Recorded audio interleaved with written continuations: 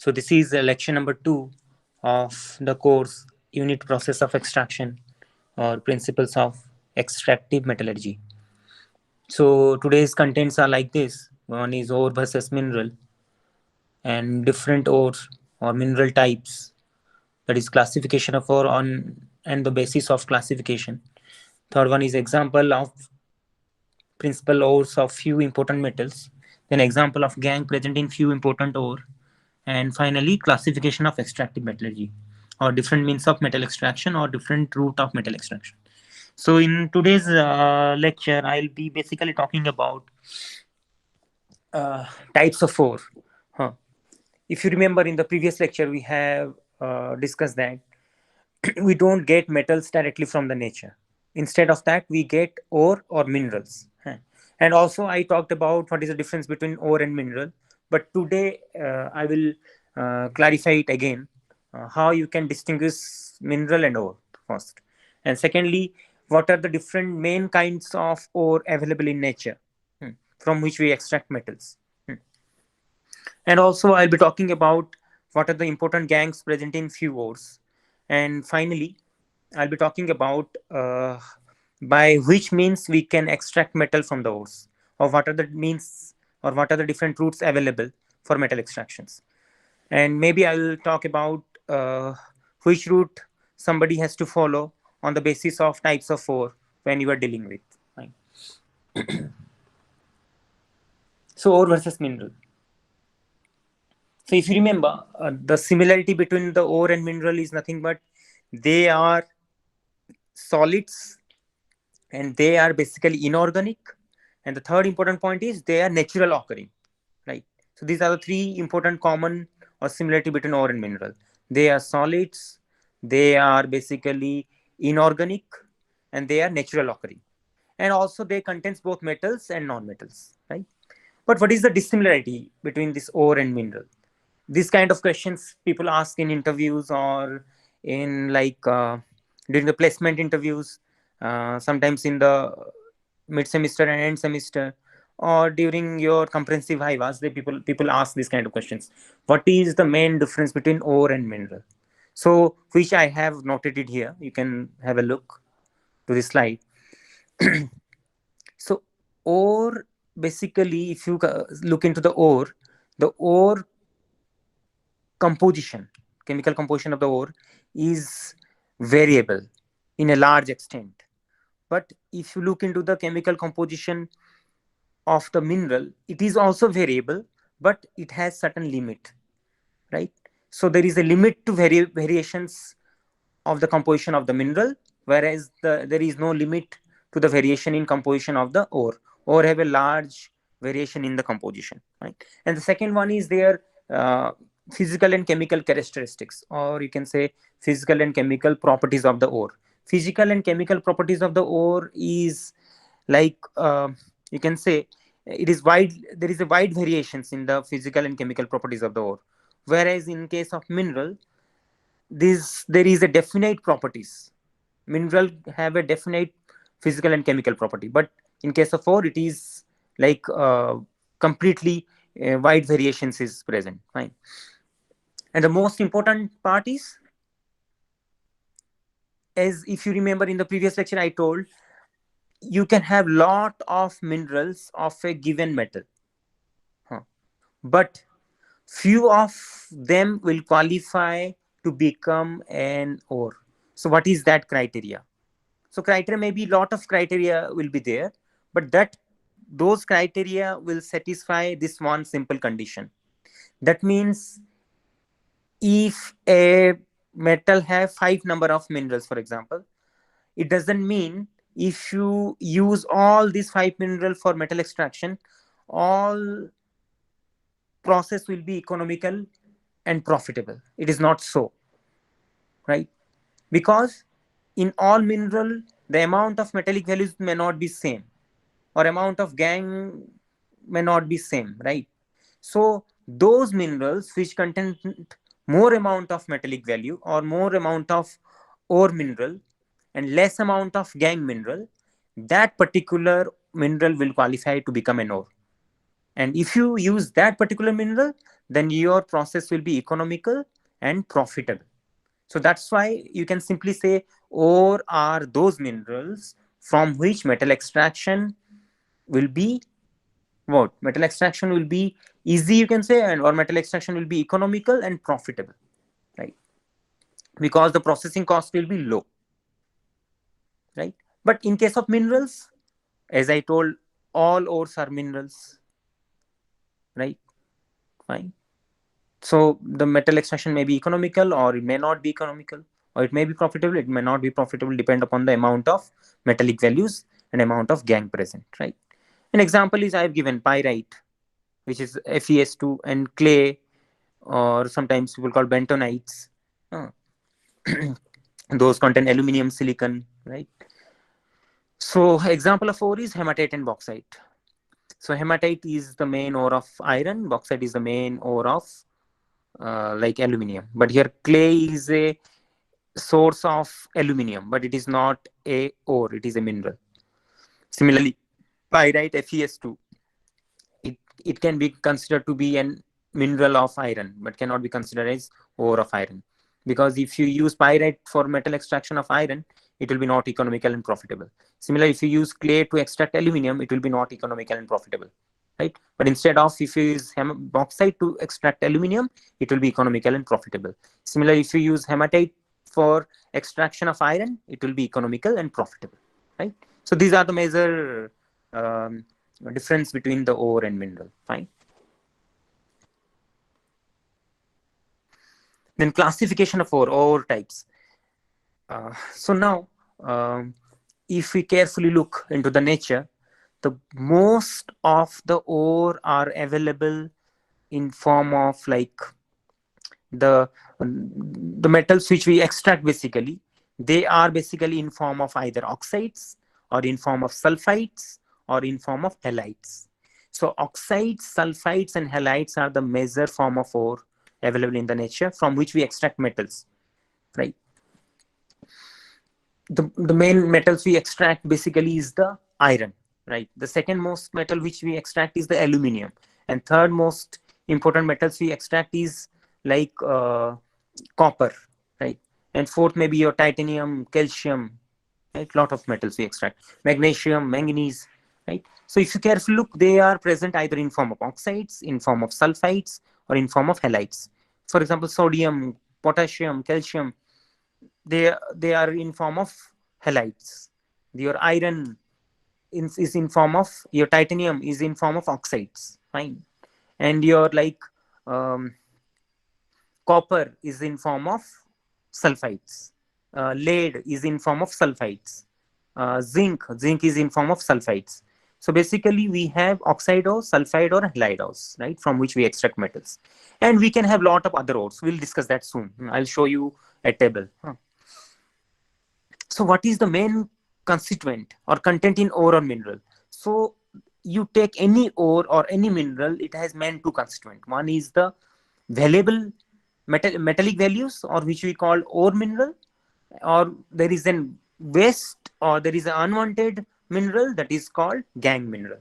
So any ore, any mineral you take, it contains two parts. One is the ore mineral, one is the gangue mineral.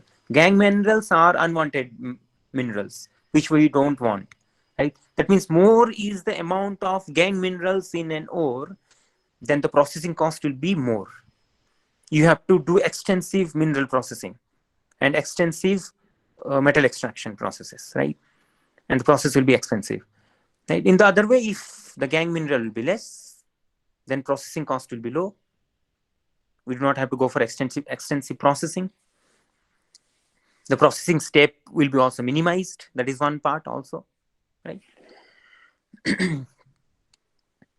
This basically, this ore mineral is nothing but it is an association of metal and non-metal. For example, let me give an example. Like I will take an example of hematite. Hematite is the main ore of iron, right? The formula is Fe2O3, right?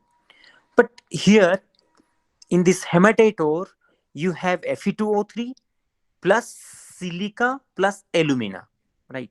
So here Fe2O3 is the ore mineral, which is the main metallic value.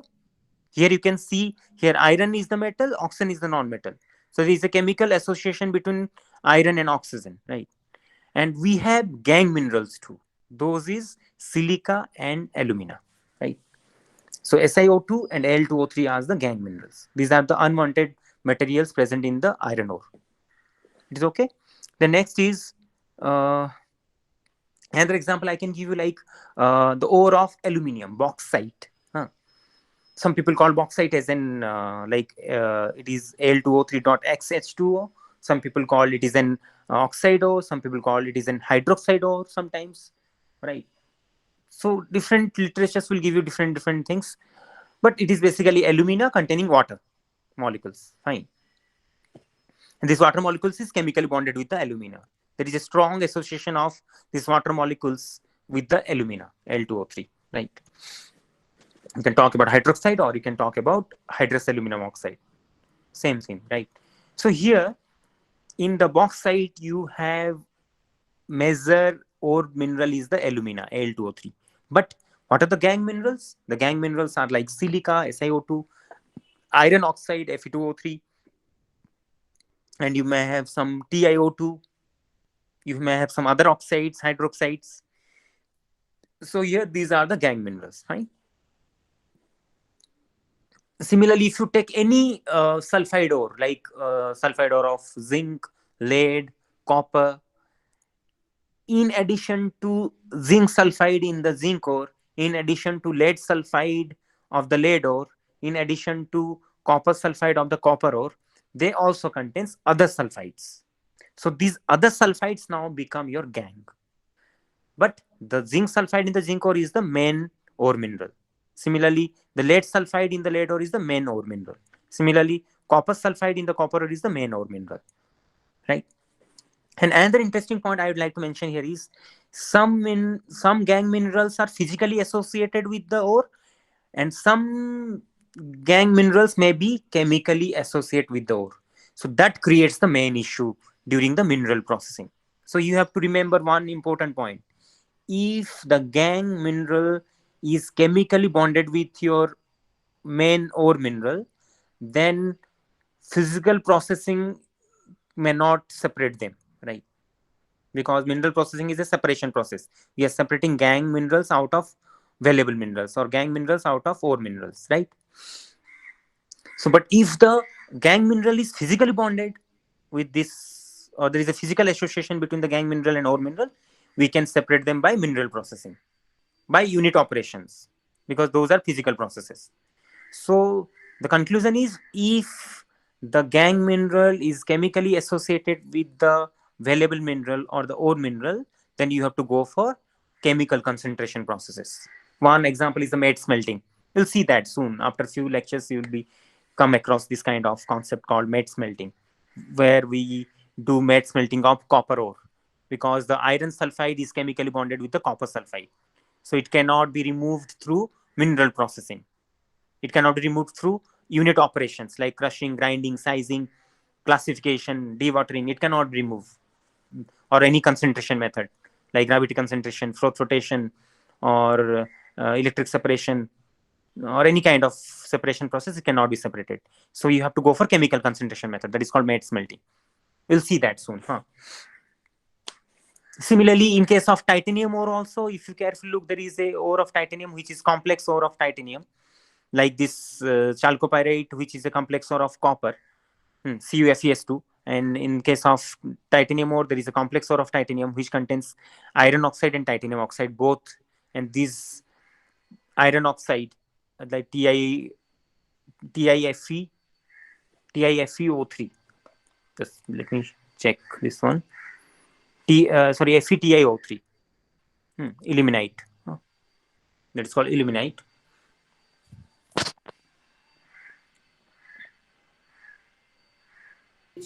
Hello, sir. Screen share. Okay, okay, ma'am, wait.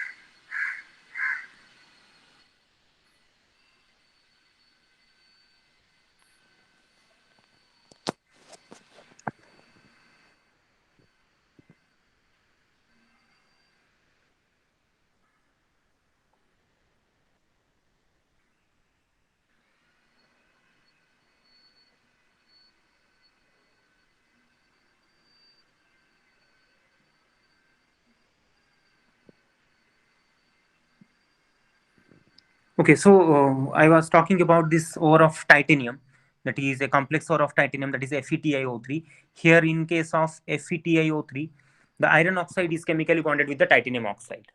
So that creates a problem during mineral processing of titanium or ilmenite. We cannot separate iron oxide from titanium oxide because they are chemically bonded, or there is a chemical association between iron oxide and titanium oxide. So we need to do some chemical chemical reactions to remove this titanium oxide from the to remove this iron oxide from the titanium oxide, right? Anyways, we'll not discuss those things right now. So yeah, there is a important line. So ore or mineral contains total metal in association with non-metals. Here non-metals are basically sulfur, oxygen, and halogens. You have to remember this, right? So what are the non-metal associated with the metal in case of ore or mineral? That is mainly oxygen, sulfur, or halogens, right? Now, basis of ore classification. How, on what basis we are classifying the ore? Basically, the answer is very simple. There are two bases to classify. One basis is which we consider, that is what kind of non-metals are associated with the metals in ore. So the type of non-metal association will decide which kind of ore we are dealing with, right? If the association is with, if the metal is associated with the oxygen, it is an oxide ore. If the metal will associate with the sulfur, then it is a sulfide ore. If the metal is associated with the halogens like chlorine, fluorine, bromine, iodine, then it is a halide ore. So we can have other kinds of ore also. Suppose your metal is associated with the hydroxide, then it is an hydroxide ore. If your metal is associated with the carbonates, it is a carbonate ore, right? If your metal is containing lot of different useful metals also, then it is a complex ore, right? Example is chalcopyrite, ilmenite, and other lot of beryl.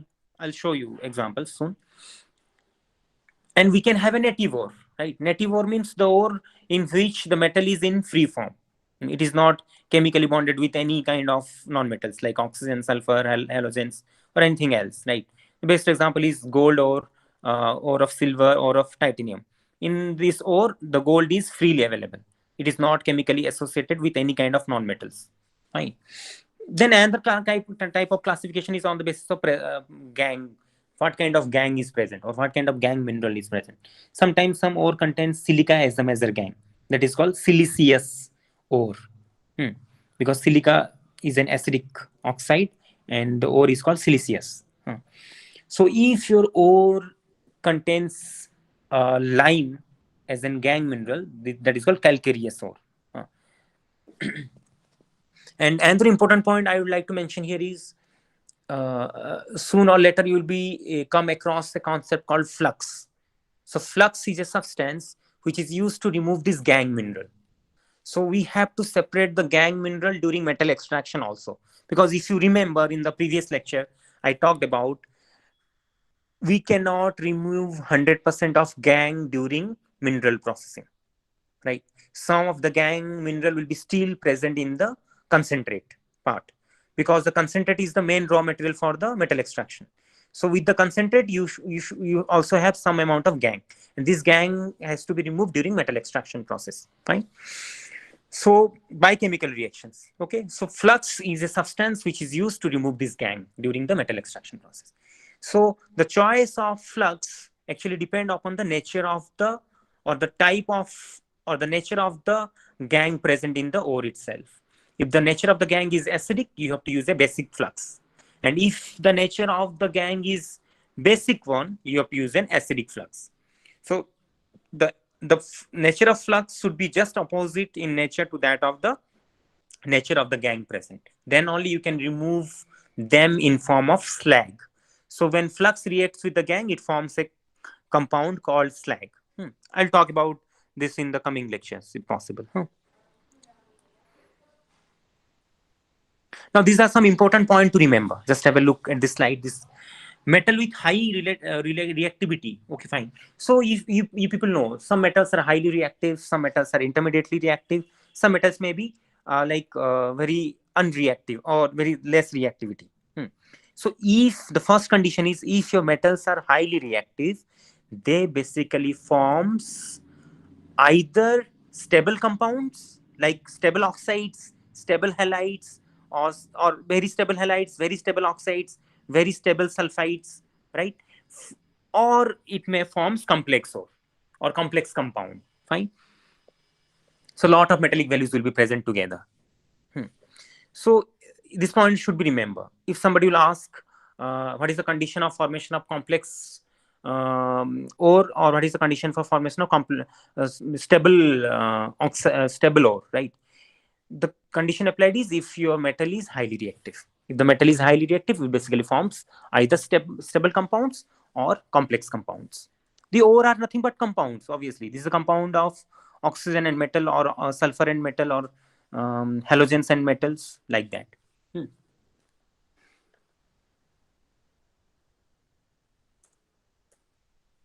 Similarly, if there is poor reactivity metals, they obtain in form of native state, right? As I told, gold is not reactive, silver is not much reactive, platinum is not reactive, so they remain in native form.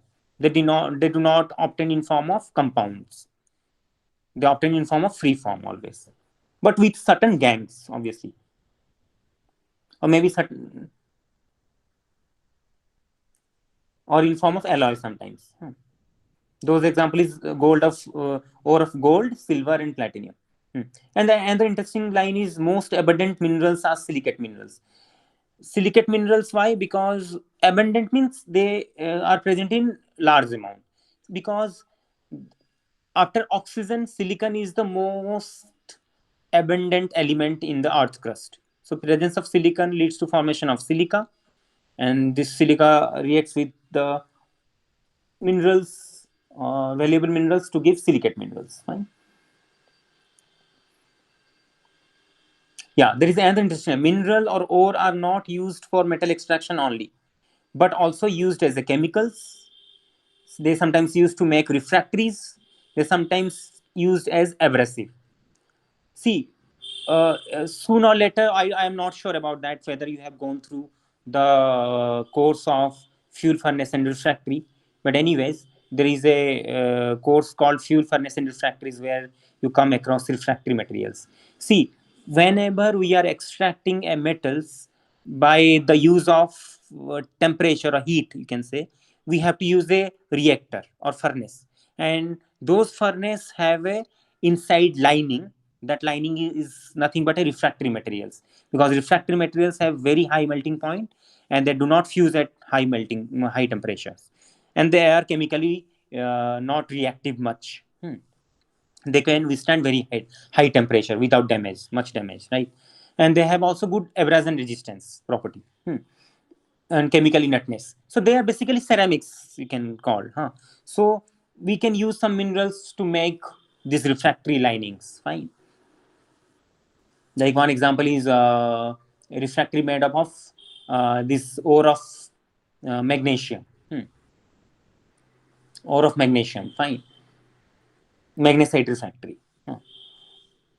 And sometimes we use some gang minerals like silica, alumina, to make some refractory, aluminosilicate refractory, which is an acidic refractory basically.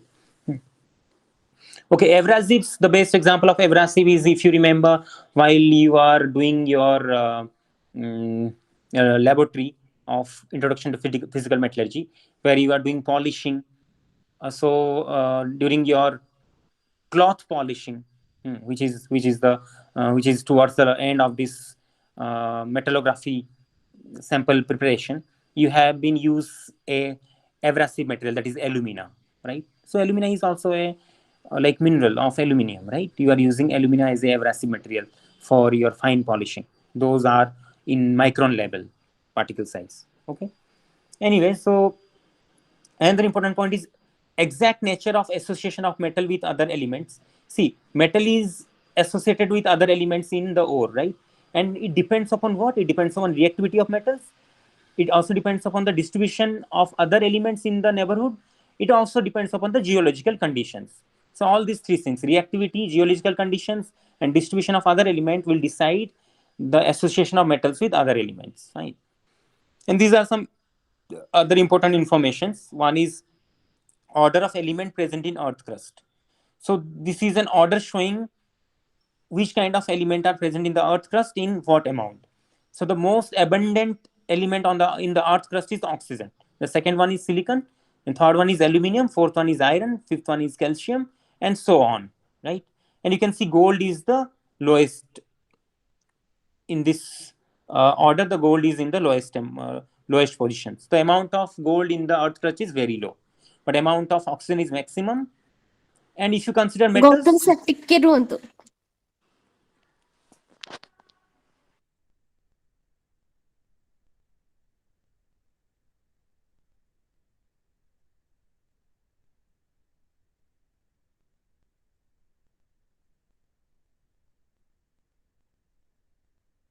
ହଁ sir. and you can see here the occurrence of aluminium in earth crust is more than iron. But if you carefully look, the production of iron is more. We extract more and more iron from the earth crust, or we produce more iron rather than aluminium. The production of tonnage of iron is more compared to aluminium. There is a good competition between the extraction of aluminium and iron always. So this basically, even if aluminium is in more amount, but the production of iron is more because of many reasons. One of the main reason is the demand of steel. Steel, the main component of steel is iron. There is more demand of steel rather than aluminium, so that's why the production of iron is more compared to aluminium. And other reasons is accessibility of the ore deposit. If accessibility of ore deposit will be easy, then extraction will be more, or exploitation of those mineral will be more, and production will be more, right? And the if you look into the economical production, extraction of iron is economical compared to aluminium, basically in the bulk amount, right? So these are some points to remember. And in India, maximum we have deposit of aluminium, deposits of iron, deposits of titanium, deposits of magnesium, manganese. So these are the few metals which deposit are in an abundant amount in the India. And we have certain other deposits of zirconium, thorium deposits is also there in India, which are strategic metals basically, right?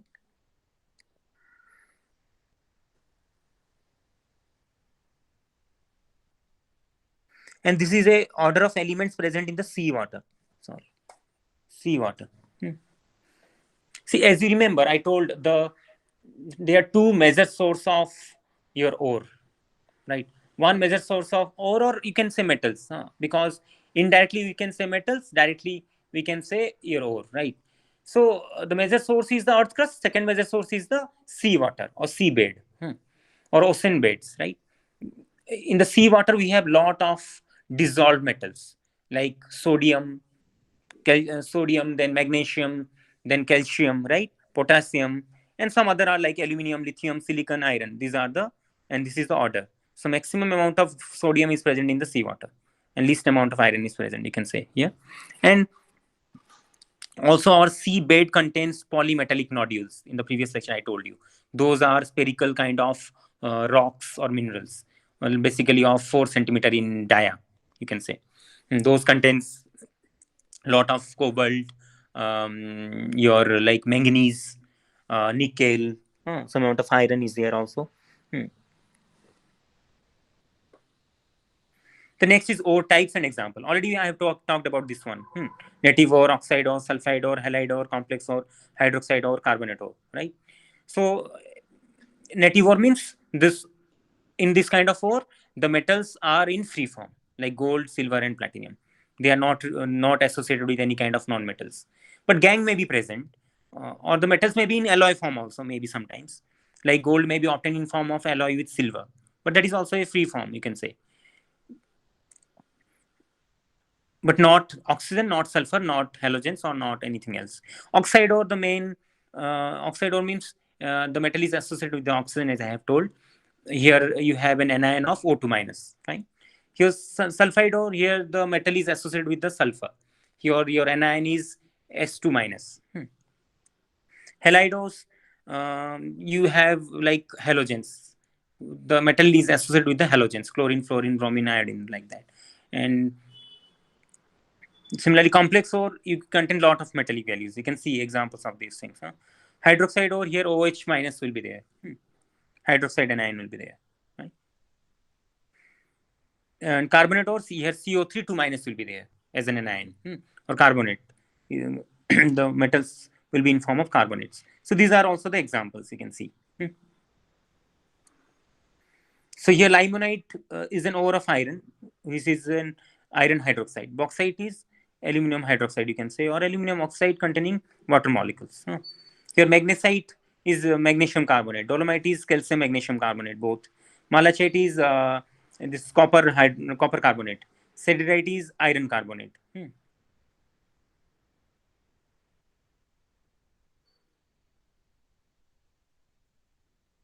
And here you can see chalcopyrite, that is CuFeS2. Here you can see copper sulfide and iron sulfide are together.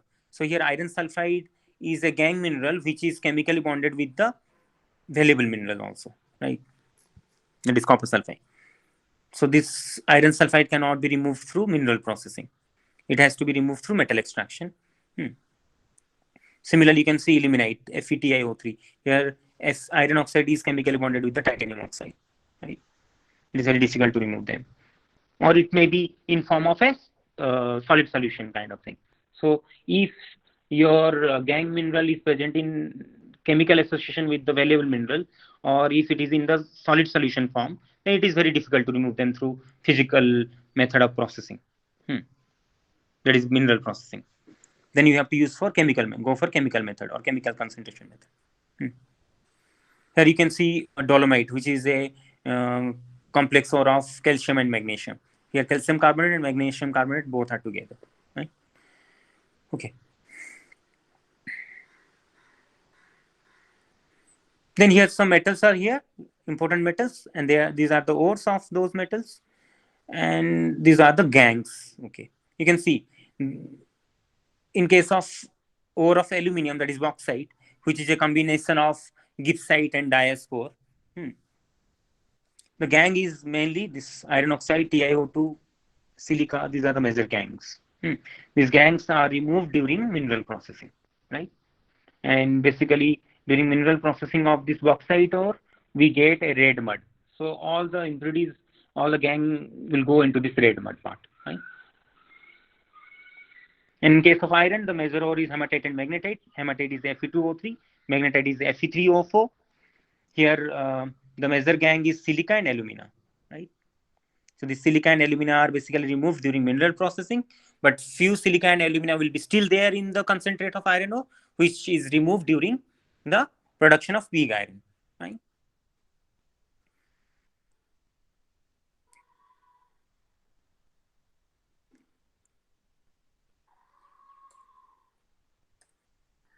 So, okay, fine. Here the major gangue in the chalcopyrite is iron oxide, fine, and also other sulfides.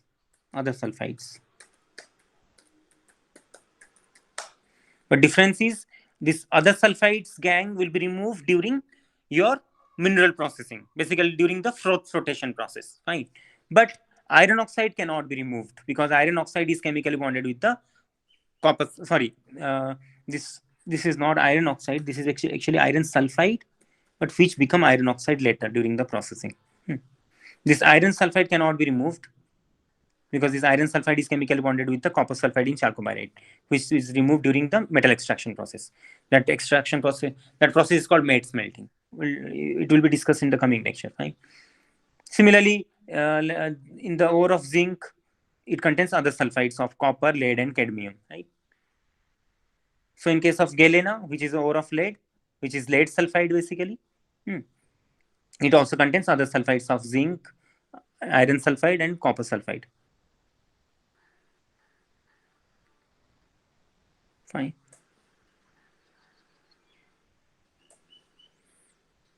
I think up to this it is clear. Fine. Then we'll move to classification of extractive metallurgy. Fine. So what are the different routes of metal extraction or refining? So there are basically three major routes of metal extraction or refining.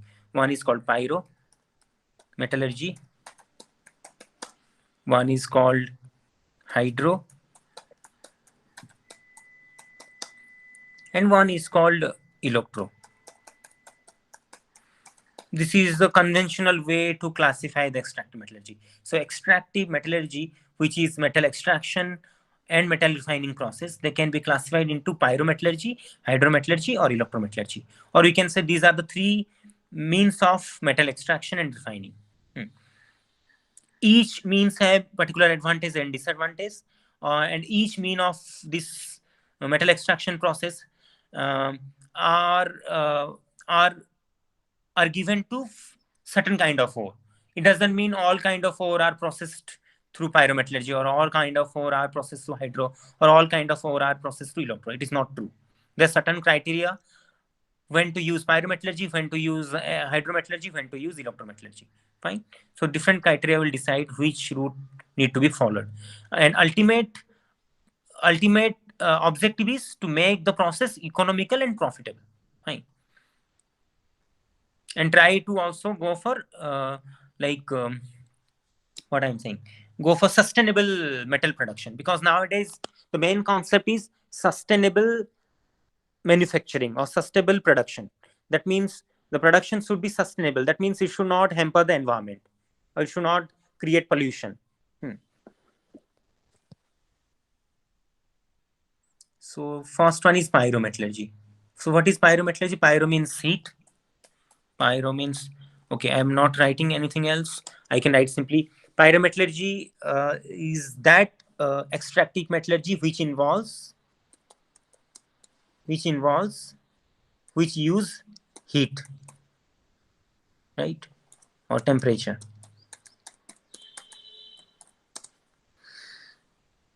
So pyro means heat, metallurgy means extraction.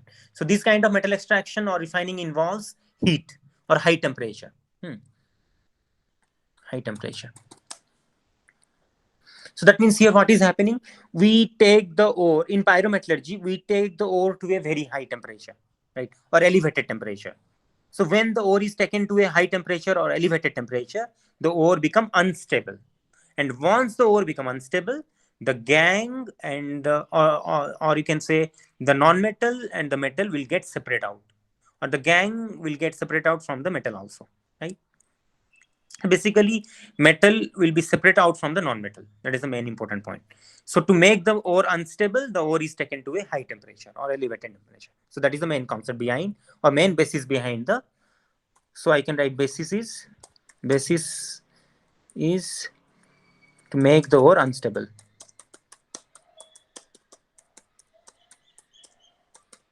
by taking to higher temperature. Okay. So when the ore become unstable, the metal will get separated from the non-metal. That is the main concept. But sometimes you have to remember use of reducing agent is involved also here. Use of reducing agent is involved.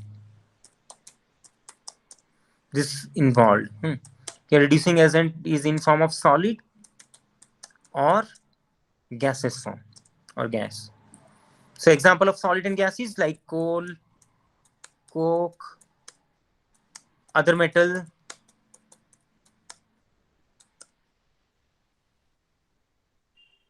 reforming gases of natural gas, etc. Right? So you have to remember in pyrometallurgy, we are not taking the ore to a high temperature to get metal. In addition to that, we are using a reducing agent also. So high temperature is involved as well as reducing agent is involved to make the process economical and profitable. See, if you're taking the ore to a very high temperature, it makes the ore unstable. That is okay, and you can get metal, but it may not be economical or profitable. So the concept behind is this: you take the ore to some intermediate temperature and also use reducing agent, so that the ore has not to take to a very high temperature. It is okay, and the non-metal will get removed out by this reducing agent. The function of reducing agent is to remove the non-metallic part, because this reducing agent have high affinity towards the non-metallic part. For example, you are talking about iron oxide. You take the iron oxide to a high temperature all alone, then you have to go to a very high temperature to remove oxygen out of iron. But instead of that, what you can do, you take the iron ore to a some intermediate temperature and use carbon also, like coal or coke. What will happen? This carbon and coal will act as a reducing agent. They react with the non-metal oxygen and they form carbon monoxide or carbon dioxide, and this oxygen will come out from the iron, or oxygen will get separated from the iron, right? So basically, uh, metal may obtain in form of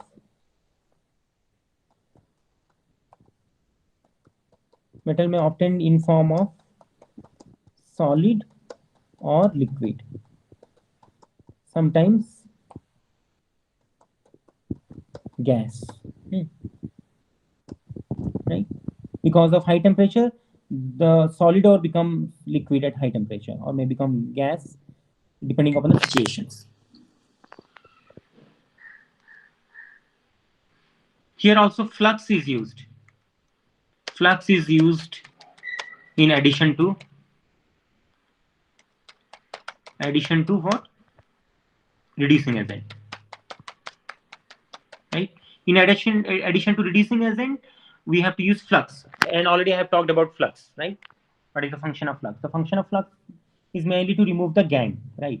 Because flux preferentially combined with the gangue present in the ore, and it form a low subtending point compound or low melting point compound, or compound with low liquidus temperature, and they will get separated out of the metallic values. Fine.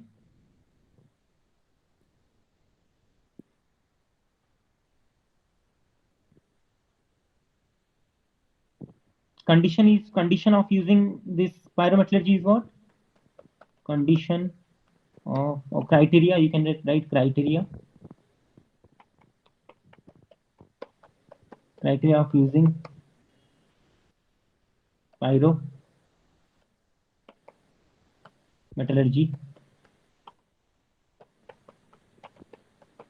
is when the ore is intermediately stable,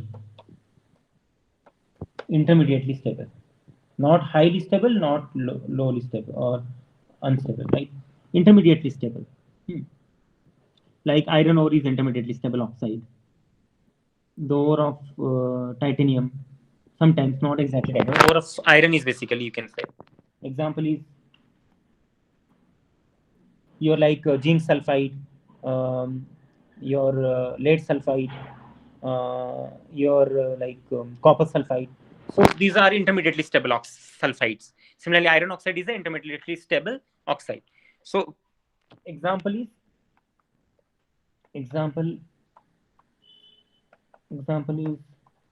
extraction of iron, copper,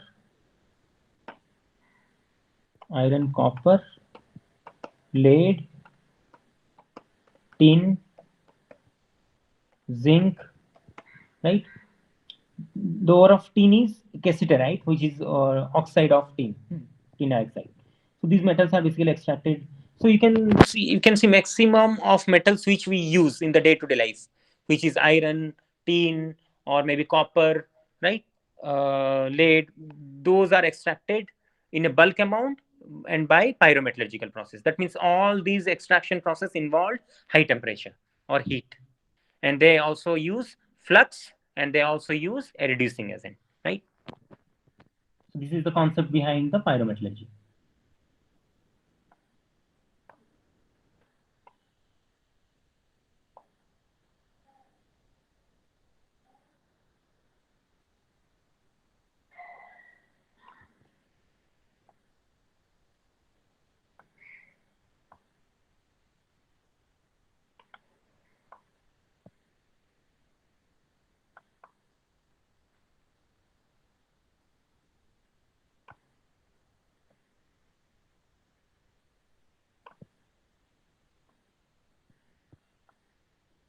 Similarly, we'll discuss about the hydrometallurgy process.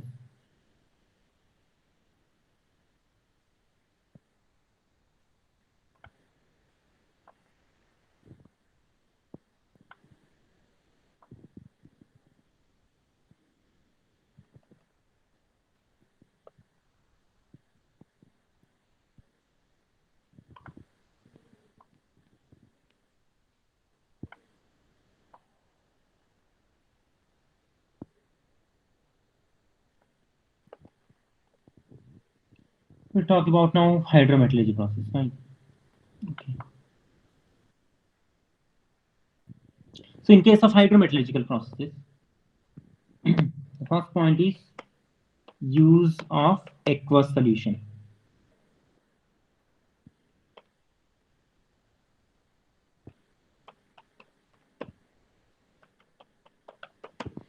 So here in case of hydro means water, metallurgy means extraction, right?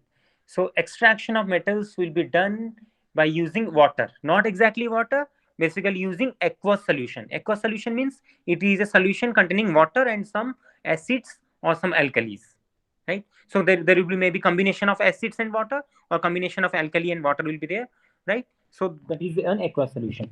It is an aqueous solution, which is combination of acid plus, which is combination of acid plus water plus some salt. Some salts may be used, or alkali plus water, right? Those are aqueous solutions, basically, you can understand. So obviously, so this, in this process, what is happening? If we are using an aqueous solution to extract our metals, what exactly we are doing? We are doing dissolution process. We are dissolving our main ore mineral or the metallic values into the aqueous solutions, but keeping the unwanted materials, that is the gangue minerals, as an solid residue form, right? So this is a, so this process is, this extraction process is a dissolution process. Dissolution process where metallic values are, where metallic values will get dissolved into aqueous solution,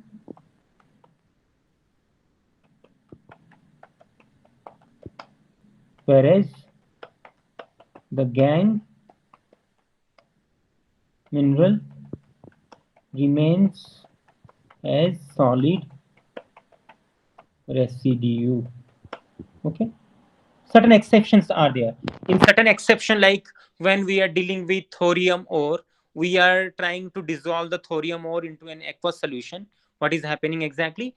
The thorium remain, the main thorium part will remain as solid residue, which is the main part, which is the metallic value, but the gangue part will get soluble or get dissolved into the aqueous solution. So this is one of the exception. But otherwise, in other part, maximum part, the metallic values get soluble, but non-metallic values or the gangue minerals will become, remain as a solid residue. You have to remember, right? So this process concept is chemical reactivity.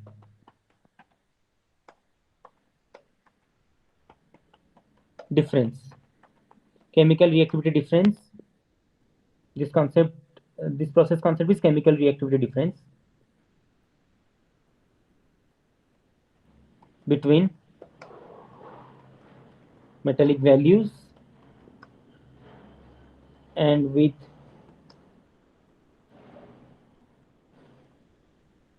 the difference between metallic values and gangue.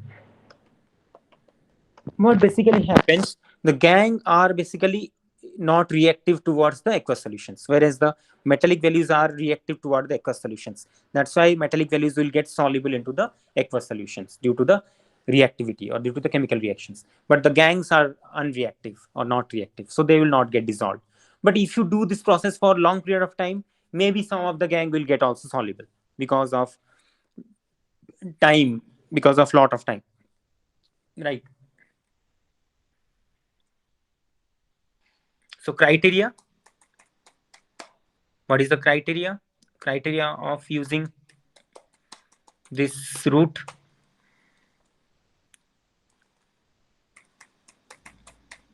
Criteria of using, sorry,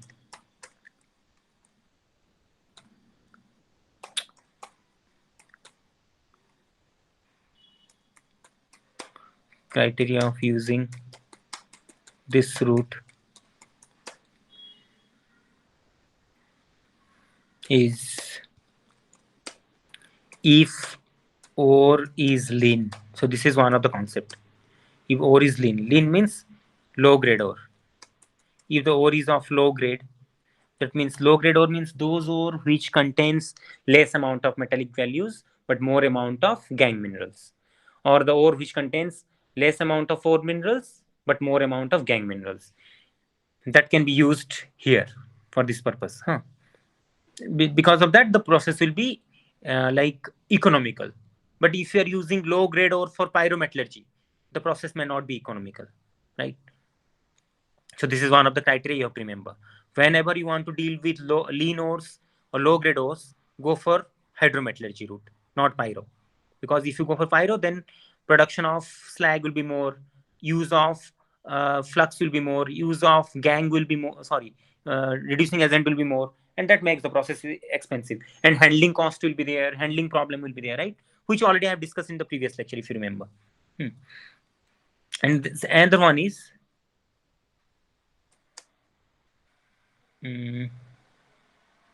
whenever we want to recover or recovery of metals from secondary sources, secondary source like slag,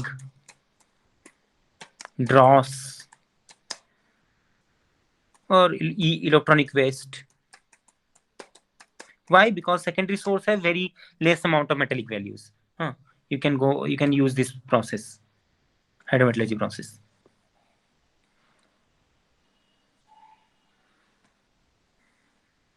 Now, okay, examples. There are a lot of examples are there. Example is sometimes copper is also extracted through both pyro and hydro. We can extract like gold. We can extract silver through this process, hydrometallurgical process.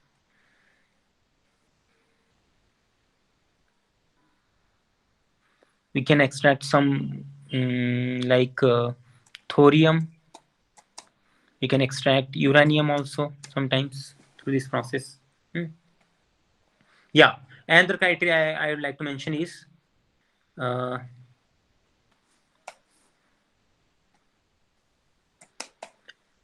when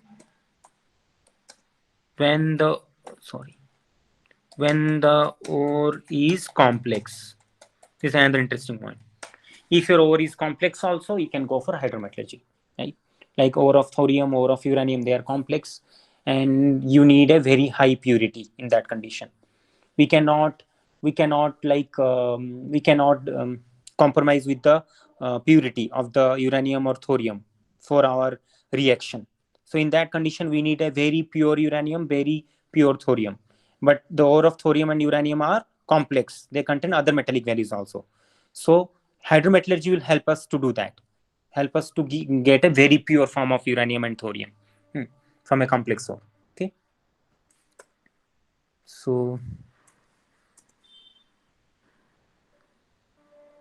similarly, you can basically say like this: by using pyrometallurgy, you may not get pure metal directly. We get basically impure metals in a bulk form, right? But in case of hydrometallurgy, there is a chance of getting very high purity metal.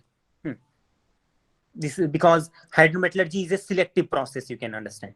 Hydrometallurgy is a selective process. I can write over here. It's a selective process in some cases. Other difference is it is carried out out at room temperature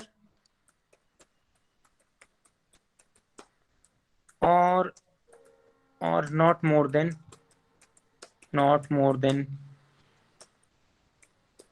a temperature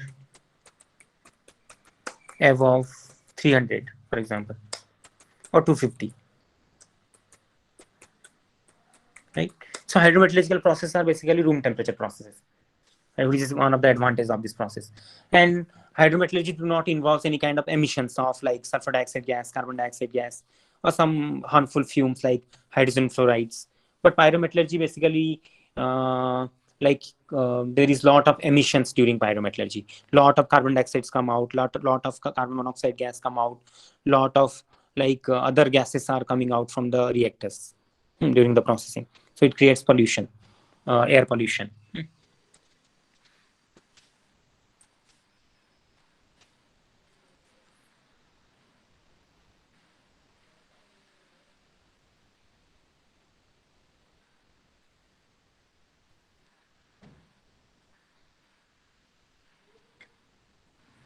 So next is electrometallurgy. So what is electro means electricity, metallurgy means extraction. So the first point is use of electricity. So this kind of metal extraction process involves electricity, use of electricity, and that is basically use of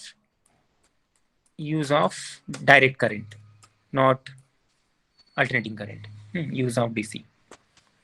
What is the reason behind this? Maybe we'll talk about this in later class.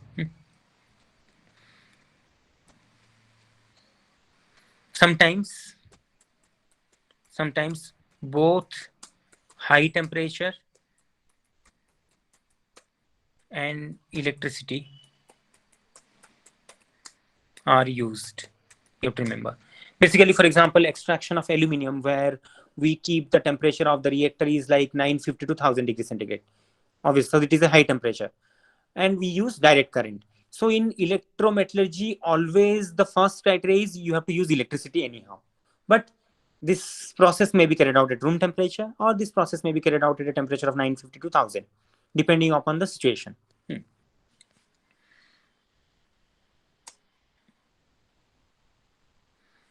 It provides metal with high purity. This is one of the important concepts.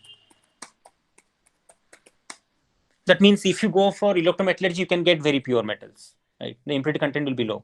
And that's why if you are going for electrolytic refining, where you use electricity for refining of the metals, you may get 100% purity also. It is not possible, but still you can get 100% purity. This is one of the concept. So here you have to use of electrolytic cell, where the electrolysis will carried out. You have to use electrodes. One will be acting as cathode, one will be acting as anode. In the anode, always oxidation occurs. At the cathode, always reduction occurs, right? So metal deposition will be there on the cathode because the metal ions will get reduced to metal and deposited on the cathode. In the anode, some reactions will occur. And electrolyte, obviously. Electrolyte. One of the best example of electrolyte is cryolite, which is used in the aluminum extraction process. So that is a molten electrolyte of Na3Al F6. Fine. So you have, in electrometallurgy, you have to use an electrolytic cell where electrolysis will be carried out, and you have to use electrodes. One will be cathode, one will be anode. That is two types, and we have to use an electrolyte. Obviously, you have to use DC current source.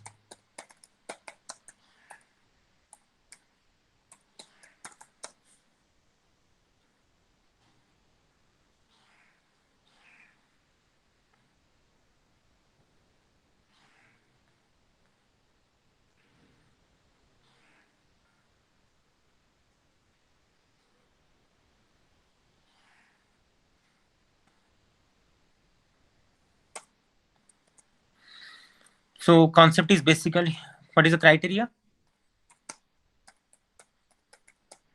Criteria of using electrometallurgy. So electrometallurgy is preferred when your metal is more reactive and they form very stable compounds. When ore, that is compound, is highly stable. If the oxide or your sulfide or your chlorides are highly stable means they have a very strong bonding between them. There is a strong bonding between metal and non-metal. For example, aluminum oxide, there is a strong bonding between aluminum and oxygen. So it is very difficult to remove oxygen from the aluminum by pyrometallurgy process. Even if you can do that, but it will be like very expensive or physically it is not possible. So in that case, you have to use electrometallurgy. Through electrometallurgy, you can separate oxygen out of aluminum easily. And similarly, if you are dealing with like titanium chlorides, you can go for electrometallurgy process. If you are dealing with aluminum chloride, you can go for electrometallurgy process, right? This is one of the criteria.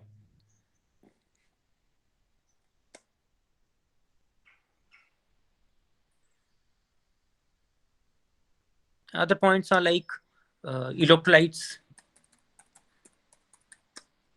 may be aqueous one or maybe molten one. But remember, these molten electrolytes are used when we are dealing with very stable metal oxides. Basically, when we are dealing with like high reactivity metals. If you are dealing with extraction of high reactivity metals or refining of high reactivity metals like sodium, potassium, calcium, or like lithium, aluminum, there we are using basically molten salt electrolytes. But if metals are not reactive like copper, gold, silver, or unreactive, in that condition we are using aqueous salt electrolytes basically.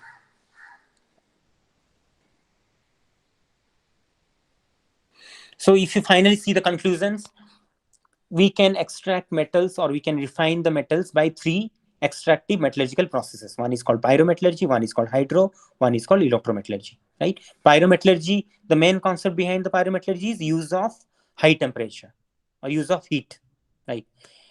And main concept behind the hydrometallurgy is use of aqueous solutions, which may be a combination of water and acids or water or alkalis, right? And in electrometallurgy, we have to use electricity, right? These are the three basic difference between them, right? And the main mechanism behind pyrometallurgy is the smelting or reduction. You have to remember.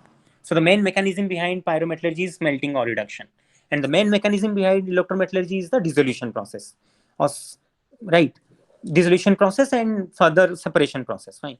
And in case of electrometallurgy, the main mechanism is the electrolysis process, where the where your compound will dissociates and get deposited at the electrode. So for this is for today. The examples you can write examples in electrometallurgy is extraction of aluminum, lithium, sometimes sodium, potassium, etc. Fine. So I'll stop here today.